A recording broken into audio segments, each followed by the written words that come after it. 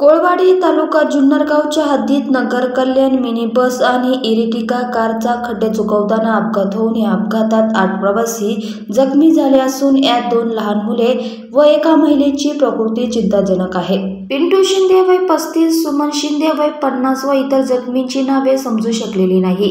हे सर्व सध्या राहणार ठाणे येथील असून ते धार्मिक विधीसाठी कासार शिरूर तालुका बीड येथे गावी चालले होते। सदर घटना ठाणेकडून धार्मिक कामासाठी माळशेज मार्ग आळेफाटा बाजूला येत असलेल्या इरिटिका कारचा व आळेफाटा येथून प्रवासी घेऊन चाललेल्या मिनी बसचा कोळवाडी गावच्या हद्दीत समोरासमोर अपघात झाला।